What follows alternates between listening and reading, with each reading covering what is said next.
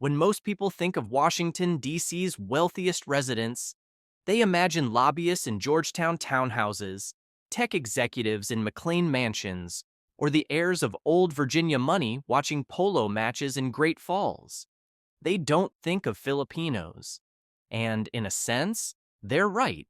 There are no Filipino billionaires living on Embassy Row today, no Filipino families seated at the high table of Washington's permanent wealth establishment.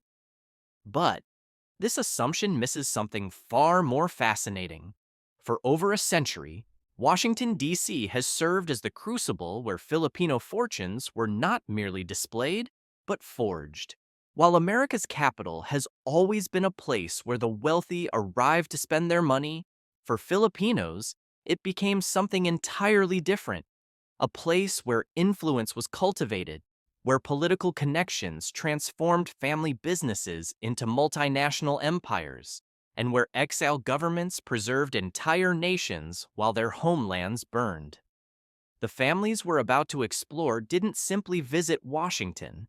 They lived here, died here, and in some cases, purchased the very buildings that still house Philippine diplomacy today. Their children attended Georgetown. Their papers rest in the Library of Congress. Their signatures appear on documents that created the United Nations, and their business empires, worth tens of billions of dollars, were shaped by the connections forged along Massachusetts Avenue. Some arrived as resident commissioners, speaking in Congress for a territory that couldn't yet vote. Others fled Japanese invaders, establishing governments in exile in Shoreham Hotel suites. Still others founded advocacy organizations in conference rooms overlooking the White House, or sent their children to American universities where they learned the business models that would revolutionize Asian commerce. Today, the combined wealth of these families exceeds $40 billion. Their companies employ millions. Their shopping malls serve 6 million customers daily. Their ports move cargo on every inhabited continent. Yet their Washington connections remain largely unknown. Tonight, we count down the 10 richest Filipino families with ties to the American capital, from political dynasties who governed from D.C. during wartime, to billionaires whose fortunes were built on American business models, to entrepreneurs who created institutions that still operate in the shadow of the Capitol dome. The number one spot may surprise you, because the richest Filipino family's connection to Washington isn't about politics or diplomacy at all. It's about shopping malls. In the spring of 1944, a small Filipino man with an enormous voice arrived in Washington, bearing the weight of a nation on his shoulders. Carlos Peña Romulo had escaped the fall of Bataan by submarine and PT boat, carrying with him not gold or jewels, but something far more precious: the story of Filipino resistance. His Pulitzer Prize, awarded in 1942 for his prophetic articles on the coming Pacific War, had already made him a household name across America. He remains the only Filipino ever to claim that honor, but journalism was merely the beginning. When President Manuel Quezon died on August 1, 1944, the new president Sergio Osmeña looked to Romulo to fill the vacant position of resident commissioner, the Philippine representative to the United States Congress. Romulo transformed the role from ceremonial placeholder into a platform for Philippine advocacy that resonated across the nation. He spoke in Detroit factories, telling workers that when they rivet steel, they rivet freedom in Manila. He addressed asparagus cutters in Stockton, declaring that their dollars are bullets for freedom.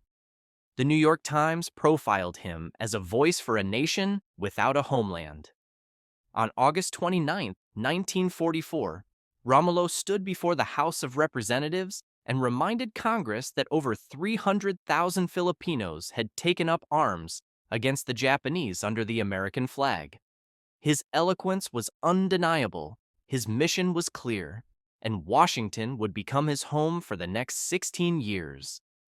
The Romulo family settled at 3422 Garfield Street in Northwest Washington.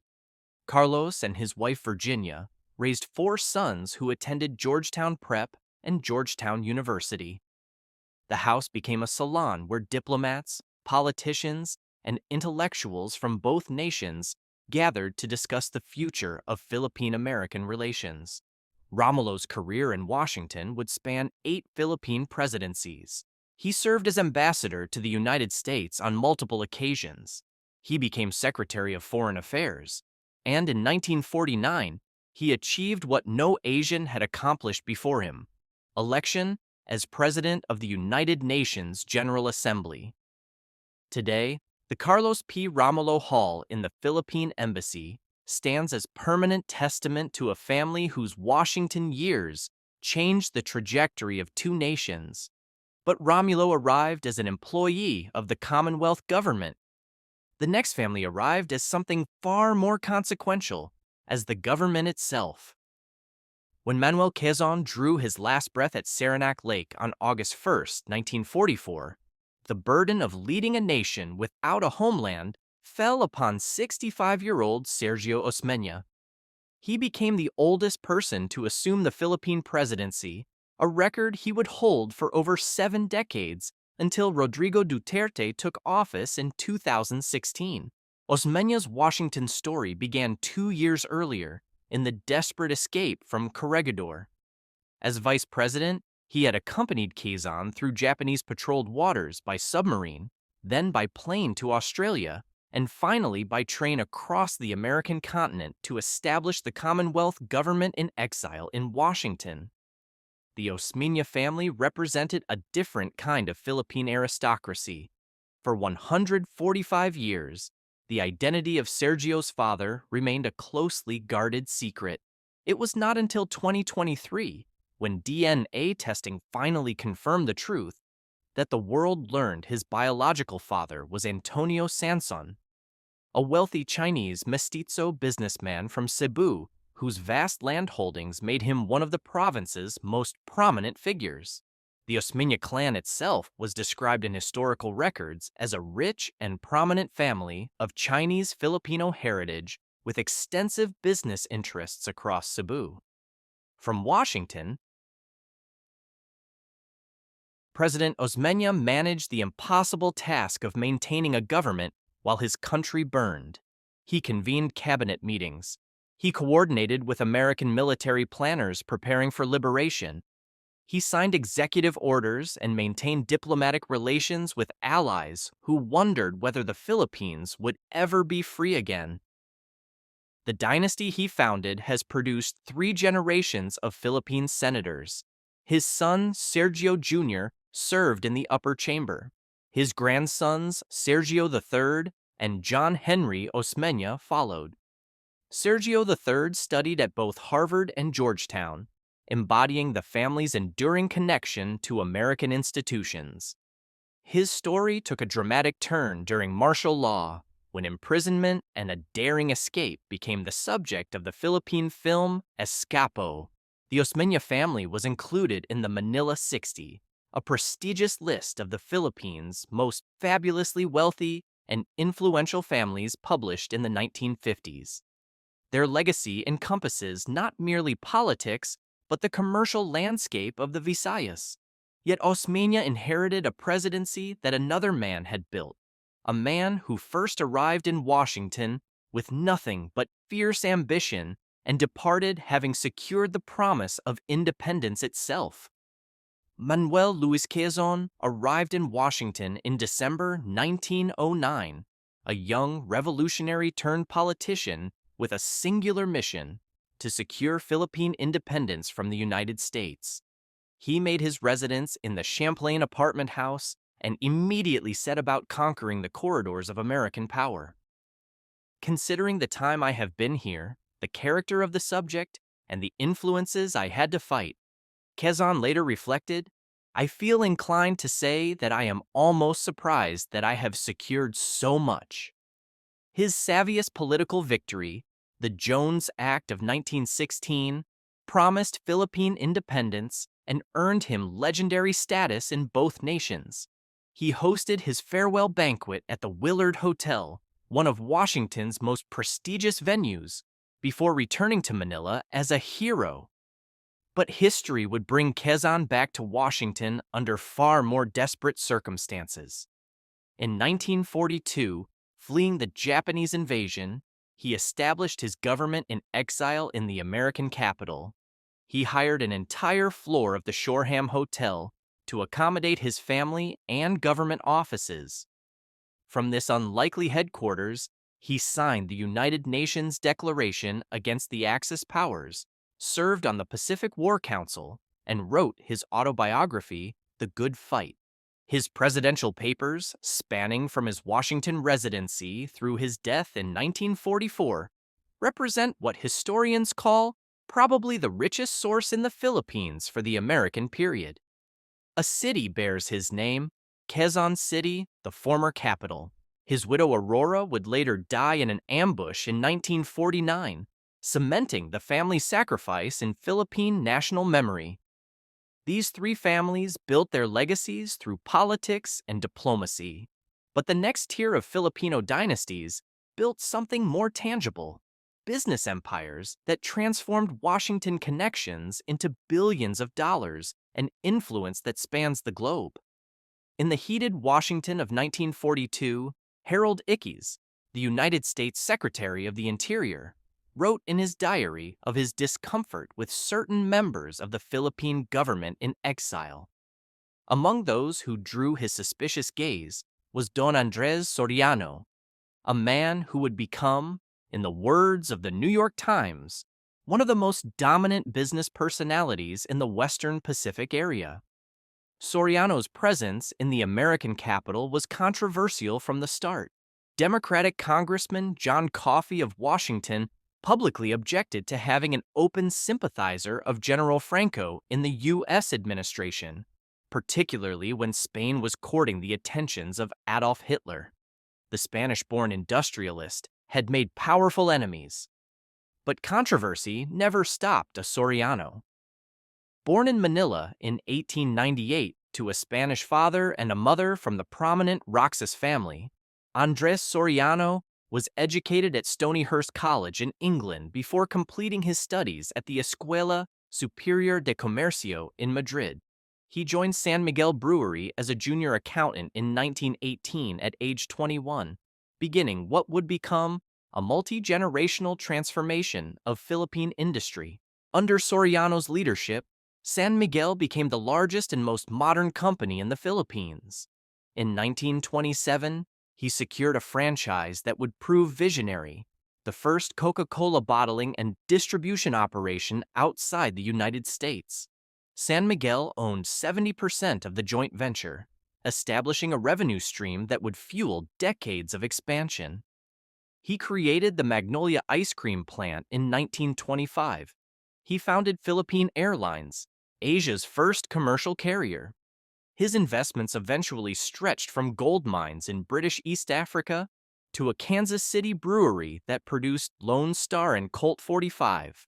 But it was his wartime service that cemented Soriano's place in the intersection of Filipino wealth and Washington power. When the Japanese invaded, Soriano escaped Corregidor alongside President Quezon and Vice President Osmeña, fleeing by submarine through enemy waters. He arrived in Washington as part of the Commonwealth government in exile, serving in Quezon's war cabinet despite the objections of American officials who questioned his loyalties. General Douglas MacArthur resolved the controversy by arranging Soriano's transfer to his own staff in Australia, appointing him colonel despite Secretary Ickes's continued protestations.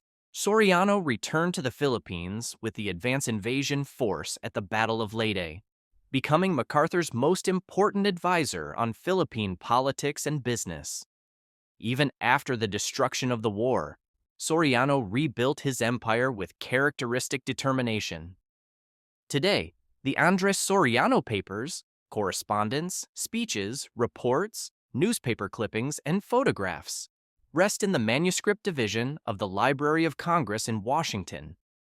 They document not merely one man's wartime service, but the transformation of Philippine business under American influence. His son, Andres Jr., educated in the United States, continued the dynasty as chief executive of San Miguel Corporation and A. Soriano Corporation from 1964 to 1984. The family controlled San Miguel into the 1990s, even holding only 7% of shares, through sheer force of management expertise and institutional knowledge. Soriano died on December 30th, 1964, at Massachusetts General Hospital in Boston. His legacy lived on in the companies he built, the industries he created, and the archives that preserve his story in the heart of the American capital. But Soriano turned wartime service into business empire while ultimately returning to Manila. Another family did something even more extraordinary. They didn't just serve in Washington, they bought it. The Elizalde family was probably the richest in Manila, declared Time magazine in 1942. In terms of the potential wealth of its strategic investments, it was far richer than that would suggest. The catalog of Elizalde holdings read like an inventory of Philippine industry itself. Inter-island shipping fleets, Tanduay gin and rum distilleries, 3 sugar mills, including La Carlota in Negros Occidental, one of the largest in the country, lumber companies, insurance companies, paint and floor wax factories, the Elizalde rope factory, which exported 2/3 of all ropes manufactured in the Philippines, cattle ranches, iron mines, gold mines. The family's reach seemed limitless, but it was Joaquin Miguel Elizalde, known to Washington society as Mike, who would forge the family's most enduring American legacy.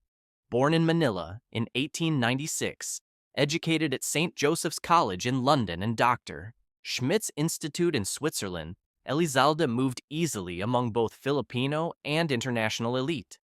President Manuel Quezon appointed him resident commissioner in 1938, tasking him with representing Philippine interests before the United States Congress. Elizalde transformed the office into something unprecedented, the functional equivalent of an embassy for a territory that had not yet achieved independence. In every possible way, Elizalde drives home the problems of the Philippines, observed one contemporary. He takes them to officials in government departments by direct dealing. He gives an occasional party to which those who manage to get things done in Washington come, not just the possessors of big names on the social surface. When war came, Elizalde gave up his suite at the Shoreham Hotel for more modest quarters on the 4th floor of the red brick Philippine Commonwealth building. He broadcast messages of encouragement to his conquered and ill-treated people, urging Filipinos to fight back against Japanese aggression with cold revenge. In 1946, Elizalde made history twice. First, he became the first ambassador of the Independent Republic of the Philippines to the United States. During his tenure, the embassy on Sheridan Circle was celebrated as one of the liveliest gathering places in the city. He served on the board of governors of the International Monetary Fund and the World Bank. He became Secretary of Foreign Affairs, but his most tangible legacy stands to this day on R Street. In 1946, the Elizalde family purchased the mansion at 2253 R Street Northwest from Mrs. Alma Britton. 3 years later, the Philippine government bought the property from the Elizaldes. It has served as the official residence of every Philippine ambassador to the United States since. Elizalde made America his permanent home. In 1949, he purchased Moreland Farm in Adamstown, Maryland, where he lived for the remainder of his life. He died on February 9, 1965, at Georgetown University Hospital in Washington. He is buried at St. Joseph's Church Cemetery in Carrollton Manor, Maryland, a Filipino titan resting forever in American soil. Today, his descendants still control Manila Broadcasting Company, which operates DZRH, the oldest commercial radio station in the Philippines. The family's combined holdings through Elizalde Holdings Corporation encompass 22 companies with assets approaching $80 million. The Elizaldes embedded themselves permanently in American earth. But not every Filipino fortune requires residency to wield Washington influence. Some families discovered a different kind of power, the power of advocacy, organization, and collective voice. In August 1997, over 1,000 Filipino-American leaders gathered in Washington for a historic conference. They came from California and New York, from Texas and Illinois, from every corner of a diaspora that numbered nearly 4 million souls. They assembled in the shadow of the White House to forge something that had never existed before, a unified political voice for Filipino Americans. Among the 4 founders who made this gathering possible stood a remarkable woman whose story bridges 2 continents, 2 cultures, and two extraordinary American success stories. Louisa Nicholas Lewis had already shattered barriers that others deemed impenetrable. Now she would help build an institution that continues to shape Filipino-American political power from the heart of the nation's capital. Born in 1942 in Sorsogon, Philippines, Loida came from a family of entrepreneurs. Her father founded Nicfor Enterprise, which became renowned as a furniture manufacturer throughout the 1960s. She graduated cum laude from St. Teresa's College and placed 7th in her class at the University of the Philippines College of Law. But the Philippines could not contain her ambitions. In 1974, Louisa Nicholas achieved something unprecedented. She became the first Asian woman to pass the New York State Bar examination without ever studying at an American law school. The feat made headlines and opened doors that had been sealed shut for generations. She built a career as an immigration attorney, eventually winning a landmark discrimination case against the Immigration and Naturalization Service and serving as general attorney from 1978 to 1988. But her greatest chapter was yet to be written. In 1969, she had married Reginald F. Lewis, a brilliant African-American attorney and businessman. Together, they would build an empire. In 1987, Reginald Lewis acquired Beatrice International Foods for $985 million, creating the largest African-American-owned company in the history of the United States. When Reginald died of brain cancer in 1993, Louisa took the helm of TLC Beatrice International. Working Woman magazine would rank her second on their list of the top 50 female-owned businesses in America, with the company generating $2.1 billion in revenue. She had transformed personal tragedy into corporate triumph. Yet business success alone could not satisfy Louisa Nicholas Lewis. She understood that Filipino Americans, despite their numbers, lacked the political infrastructure that other communities had built over decades. That understanding brought her to Washington in August 1997. Alongside Alex Esclamado, Rodel Rodis, and Gloria Cawile, Loida co-founded the National Federation of Filipino-American Associations, NAFAAA. The first National Filipino-American Empowerment Conference drew delegates from across the nation to the capital. Within months, NAFFAA established permanent headquarters at 1025 Connecticut Avenue Northwest, just blocks from the White House. Louisa succeeded Alex Esclamado as national chair in 2000. Under her leadership, NAFFAA's influence expanded dramatically. She brought Hillary Clinton, then First Lady of the United States, to address the Federation's 3rd National Conference in New York. She advocated for dual citizenship and overseas voting rights for Filipinos abroad. She co-founded the Asian American Legal Defense and Education Fund and U.S. Pinoys for Good Governance. The Washington connection endures. In late 2024, President Joe Biden nominated Louisa Nicholas Lewis to the Millennium Challenge Corporation Board of Directors. In this role, She collaborates with the Secretary of State, the Secretary of the Treasury, and other leaders to advance the organization's mission of reducing global poverty. The Reginald F. Lewis Museum of Maryland. African American history and culture stands in Baltimore, just 40 miles from the capital, as testament to the family's philanthropic legacy. Harvard Law School's International Law Center bears her late husband's name. Lowita. Nicholas Lewis represents something unique among the families on this list. Wealth deployed not for personal aggrandizement, but for collective empowerment. Her estimated fortune of $600 million pales beside the billionaires who dominate Philippine business rankings. But her influence in Washington, institutionalized through NAFFAA's permanent presence on Connecticut Avenue, amplifies the voice of nearly 4 million Filipino-Americans. She used Washington to build political infrastructure. But the families approaching the summit of our list wielded a different resource entirely. Fortunes measured in tens of billions of dollars, shaped by American education and business philosophy. The VR story begins in the most unlikely of places, a cramped dwelling in Tondo, Manila's most impoverished district. Manuel VR Sr. was born there in 1949, the second of 9 children. His mother sold seafood. His father worked as a government fisheries inspector. Wealth was not merely absent from his childhood, it was unimaginable. But the seeds of American connection were planted early. Manuel's father received a year-long scholarship for higher education in the United States. Upon his return to the Philippines, that American credential earned him a promotion. The lesson was not lost on his son.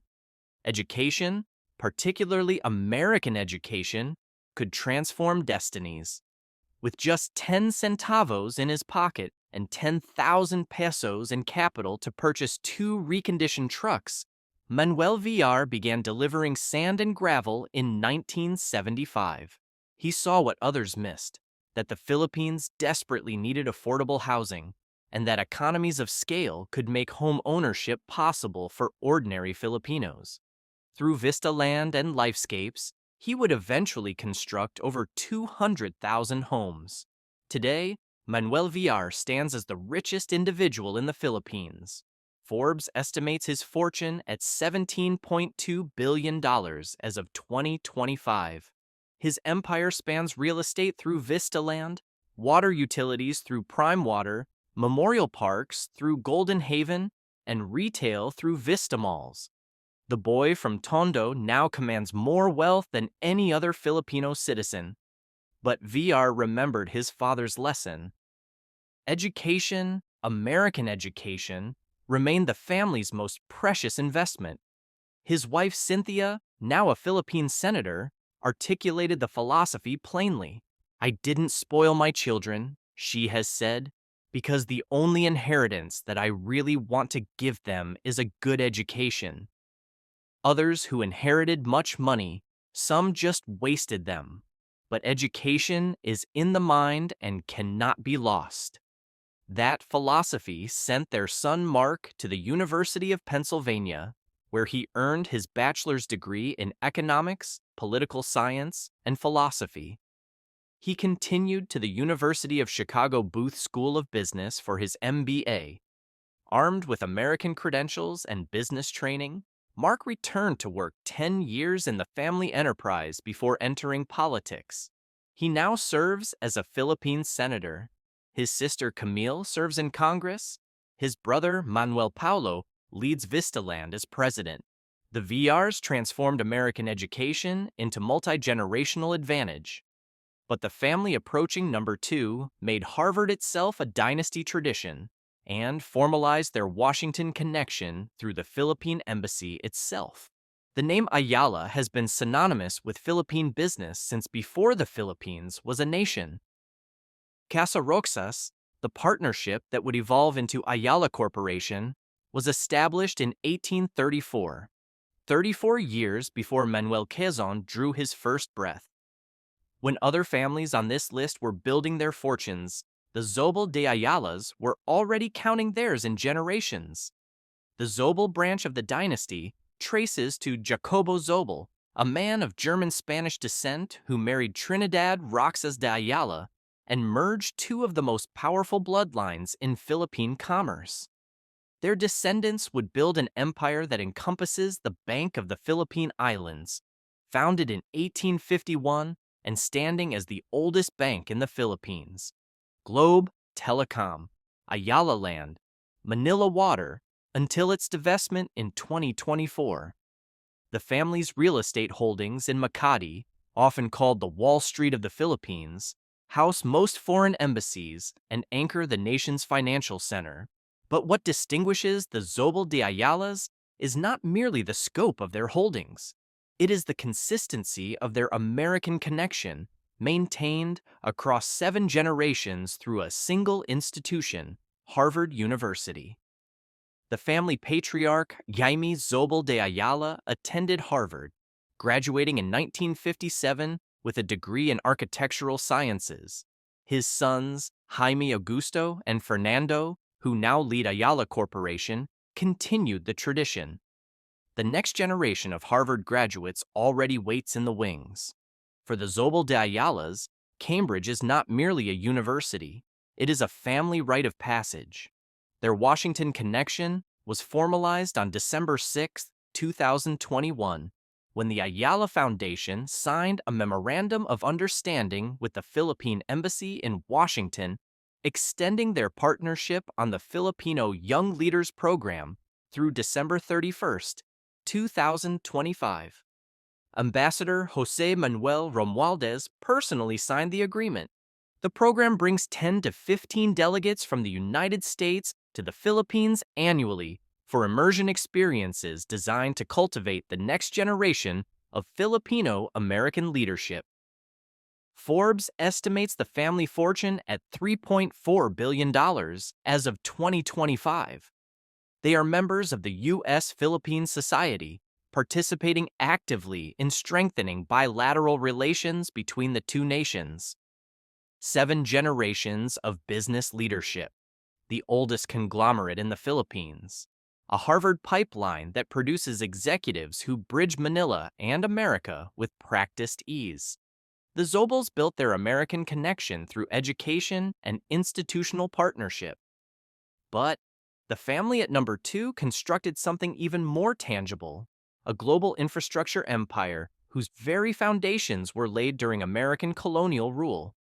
Enrique Razon's grandfather, Jose, started Manila's main port operation under United States rule in the 1930s. From those colonial-era docks, handling cargo on Manila's waterfront while American administrators oversaw Philippine commerce, a worldwide empire would eventually rise. The Razon family did not merely benefit from the American period, they were forged by it. Enrique Razon Jr. was born in 1960, the youngest of 5 siblings, and the only one who would enter the family's ports business. When his father died, he was named chairman. The Asian financial crisis of 1997 nearly destroyed everything. The Philippines devalued its currency, doubling the debt of his ports operation overnight. Razon was forced to sell most overseas assets to Li Ka-shing's Hutchison Whampoa. Lesser men would have retreated. Razon rebuilt. Today, International Container Terminal Services Incorporated operates 34 ports across 20 countries spanning Asia-Pacific, the Americas, Europe, and Africa. Bloomberry Resorts Corporation runs the $1.2 billion Solaire Resort and Casino in Manila's entertainment city. He owns 52% of Manila Water, which serves more than 7 million people. Apex Mining counts him as 67% owner. But the American connection runs deeper than corporate history. Razon holds oil and gas interests in the United States. His real estate holdings, according to wealth analysts, carry an estimated value of $650 million spread across properties in New York, San Francisco, and the Philippines. As a member of the U.S.-Philippine Society, he participates in strengthening the bilateral relationship between the two nations, Forbes estimates his fortune at $14.15 billion as of 2025, making him the second richest person in the Philippines. They call him the Ports King, a man who transformed a colonial-era dock operation into a logistics empire with presence on every inhabited continent. American trade flows through Razon-controlled facilities from Buenos Aires to Portland. Enrique Razon built his empire on infrastructure that moves physical goods across oceans. But the family at number one built something that moves something far more powerful. People by the millions, every single day. Henry Sy Sr. arrived in the Philippines from Fujian, China at age 12 with 10 centavos in his pocket. He helped his father operate a small sari-sari store in Quiapo. When World War II ended, the family had nothing. Japanese occupation had destroyed their stores. Their inventory was ash. Sy sold surplus American GI boots to rebuild. In 1958, he opened Shoe Mart, a modest shoe store that planted the seed of everything to come. For 25 years, he expanded carefully, methodically, building a retail presence while others chased faster fortunes. Then came 1983.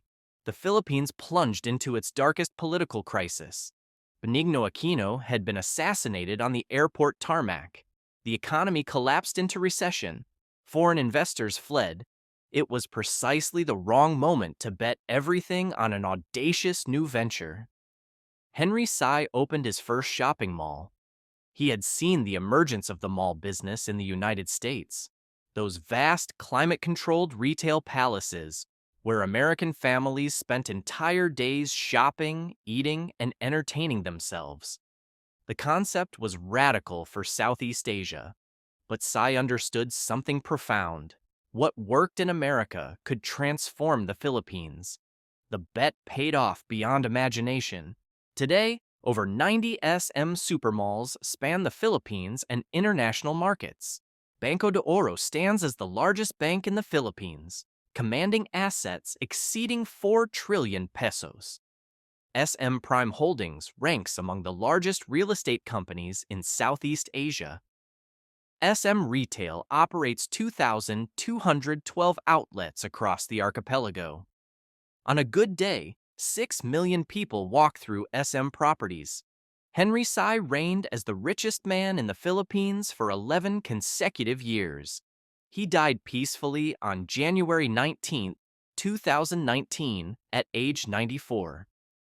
But the dynasty he built lives on through 6 children: Teresita, Elizabeth, Henry Jr., Hans, Herbert, and Harley. Each inherited not merely shares, but philosophy. Each is now a billionaire in their own right. Forbes lists them individually in 2025. Henry Jr. at $2.3 billion, Hans at $2.2 billion, Herbert at $2.1 billion, Harley at $1.9 billion, Teresita Sy at $1.9 billion, Elizabeth at $1.7 billion. Their combined fortune of $11.8 billion places them atop the Forbes Philippines rankings once again. The richest Filipino family's connection to Washington is not about diplomacy or exile or political representation. It is about vision. The vision of a Chinese immigrant who looked at American shopping malls and saw the future of Asia. What began as one man's observation of United States retail trends became the foundation of the largest fortune in Philippine history. 10 families, $40 billion in combined wealth. Over a century of history connecting the Philippines to Washington, D.C., we began this journey with the assumption that Filipino wealth and American power were separate stories, that the billionaires of Manila had little connection to the corridors of Massachusetts Avenue. We were wrong. From the resident commissioners who first arrived in 1907 to speak for a territory that couldn't yet vote, to the billionaires who today sit on the boards of multinational corporations, the Filipino-Washington connection has evolved but never weakened. It has simply transformed from political necessity to strategic advantage, from colonial relationship to commercial partnership. Consider what these families accomplished. The Romulos gave the Philippines a voice at the United Nations. The Quezon and Osmeña families preserved a government while their homeland burned under Japanese occupation. The Elizaldes purchased the very residence where Philippine ambassadors still sleep. The Sorianos built industries that employed thousands while serving in Washington's wartime corridors. And the modern titans, the Cis, Villars, and Raisons, owe profound debts to American models, American education, and American opportunities that shaped their visions and expanded their horizons. The Tsai family didn't just observe American shopping malls, they understood them, adapted them, and ultimately perfected them for Asian markets. The Villars sent their children to Pennsylvania and Chicago, knowing that American education would return dividends beyond measure. The Razans transformed colonial-era dock operations into a global logistics empire that moves American trade across 6 continents. The Philippine Embassy still stands on Massachusetts Avenue, its Carlos P. Romulo Hall, hosting ceremonies that honor the special relationship between two nations. NAFFAA still operates from Connecticut Avenue, giving voice to 4 million Filipino-Americans. And Filipino entrepreneurs still look to Washington, to its policies, its institutions, and its markets, as they build the next generation of Philippine enterprise. These families remind us that wealth is not merely measured in currency, it is measured in influence, in institutions, in the connections that bridge oceans and generations. The story of Filipino wealth and Washington power is not a story of the past. It is a story still being written in boardrooms and ballrooms, in embassies and enterprises, wherever Filipino ambition meets American opportunity. So after that extensive journey, what did you think of our list? Were you surprised by who ultimately came out on top, or by the unexpected ways these families connected to the American capital? Let us know in the comments below. And if you enjoyed this deep dive into the intersection of Filipino fortune and Washington power, don't forget to subscribe for more stories about the dynasties that shape our world.